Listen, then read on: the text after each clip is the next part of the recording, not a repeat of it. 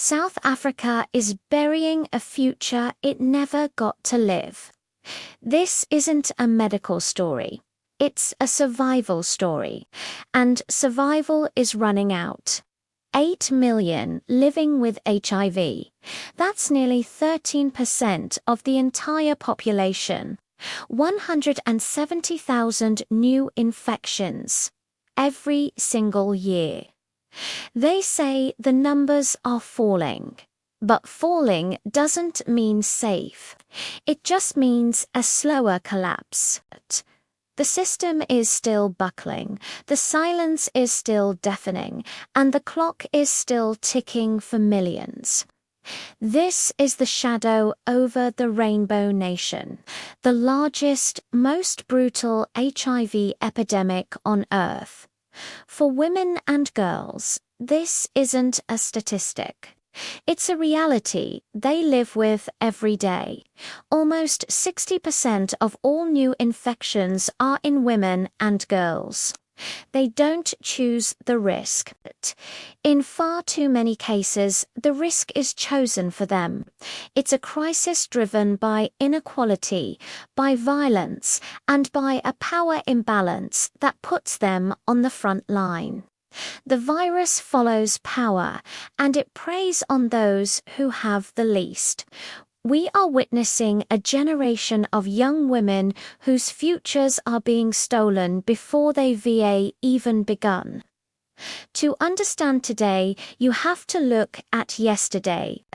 Back in 2006, at the peak of the denialism and neglect, almost 300,000 people died in a single year. HIV/AIDS was responsible for almost half of all deaths in the country. Classrooms were filled with empty desks. Factory floors fell silent. Cemeteries couldn't keep up. In just 15 years, 3 million lives were erased. Not by war, not by famine, by neglect. An entire generation lost. A wound that has never truly healed. Then came a miracle. Antiretroviral therapy, or ART. These pills work. They turned a death sentence into a manageable condition. Treatment turned death into survival, and millions of lives were saved. But here is the brutal truth. Medicine you can't get might as well not exist. For every person in a clinic, there are others stuck outside. The lines are too long, the clinics too far, the stock levels too low. Survival depends on access, and access is not guaranteed. The gap is where people die. 95% of South Africans with HIV know their status. That's a monumental achievement. But only 81% of them are on life-saving treatment. That gap, that 14%, represents over 1 million people. And for those on treatment, the fight isn't over. The virus doesn't need chaos to win.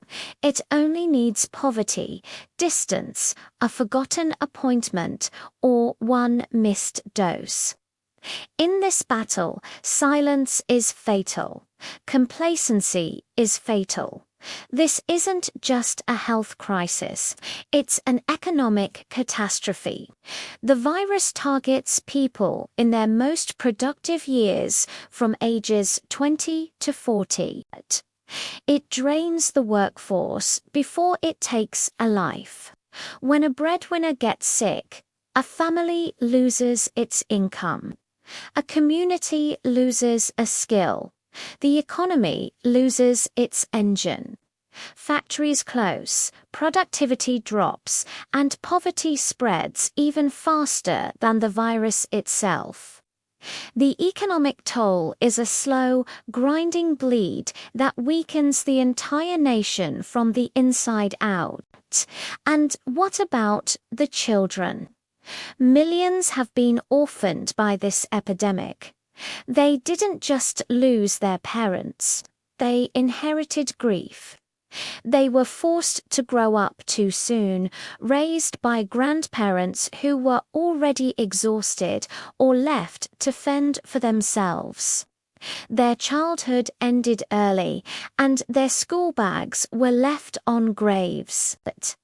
This is the generation born in the shadow of the virus, a constant, painful reminder of what has been lost. Now we face the next wave. We survived the worst of it once, but we are letting it happen again. Global funding is being cut. Local clinics are facing closures. Complacency is setting in. Projections warn that these cuts could lead to nearly 300,000 new infections that could have been prevented. We are on the verge of undoing decades of progress.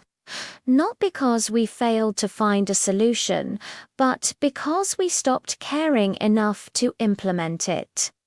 HIV is not over. This shadow doesn't fade on its own. It waits.